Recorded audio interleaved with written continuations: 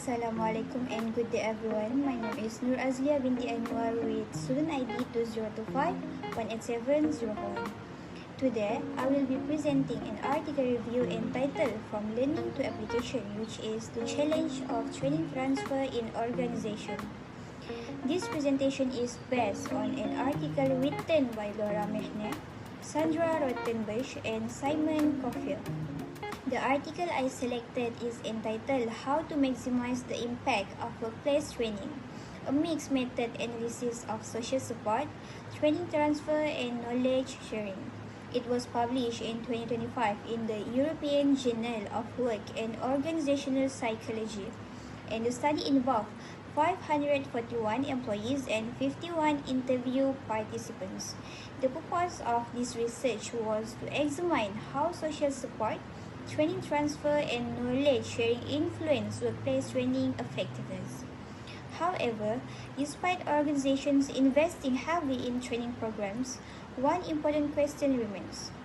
Are employees really applying what they learn after training? Before discussing the issue, let us look at an interesting statistic.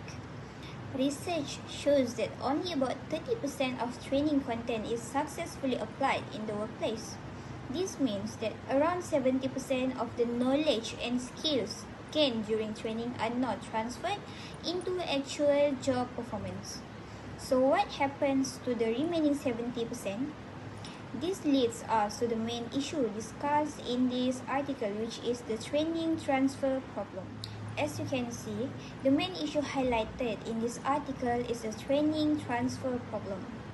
Training transfer refers to employees' ability to apply the knowledge, skills, and abilities learned during training to their actual work task. Although employees attend training and gain new knowledge, many struggle to apply what they have learned once they return to work. As a result, organizations may not gain the full value of their training investment. Move on to the causes. This study identified three main causes of the training transfer problem. First, lack of supervisor support. Employees are more likely to apply new skills when managers provide guidance, encouragement, and feedback after training. Second, lack of peer support. Colleagues play an important role in discussing, practicing, and even sharing newly learned knowledge. And thirdly, low motivation and volition. Even when employees understand the training content, they may lack the motivation to apply it effectively.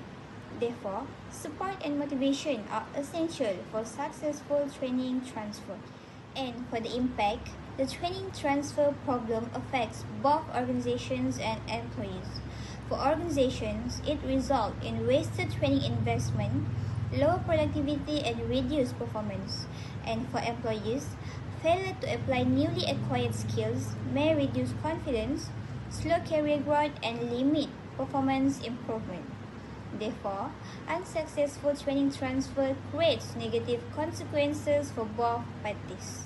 Move on to the next. The study produced several important findings. First, supervisor support significantly improves training transfer and knowledge sharing.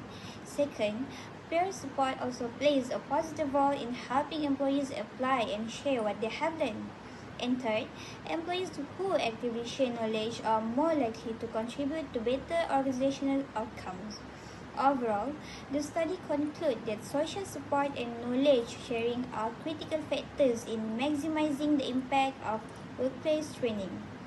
These findings can be further explained using an established training transfer theory.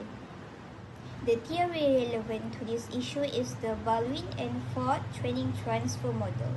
According to this model, successful training transfer depends on three key factors. The first factor is trainee characteristics, such as motivations, confidence, and ability. The second factor is training design, which refers to how relevant and practical the training content is. The third factor is the work environment, including support from supervisors and colleagues. When these factors are present, employees are more likely to transfer their learning successfully. And since we already know the causes and contributing factors, what can organizations do to improve training transfer?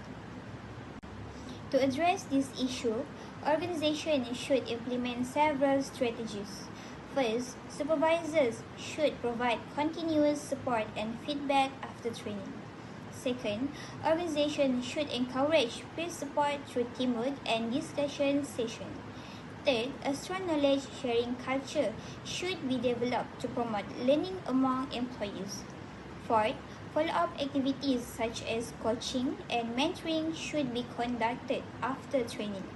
And finally, organizations should evaluate whether employees are actually applying their learning in the workplace. These strategies can help maximize training effectiveness and improve organizational performance.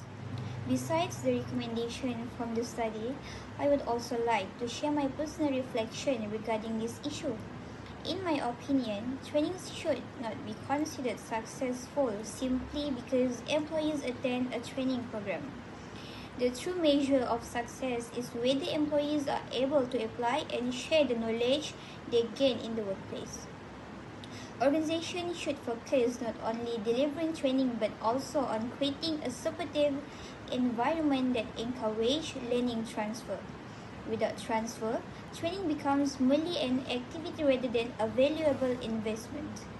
To conclude this presentation, let me summarize the key points discussed today. To conclude, training transfer remains a major challenge in organizations. Many employees fail to apply what they learn after training, reducing the effectiveness of training programs. This issue is influenced by factors such as supervisor support, peer support, and employee motivation. Therefore, organizations should create a supportive learning environment and encourage knowledge sharing to maximize training effectiveness and improve organizational performance. That's all from me. Thank you.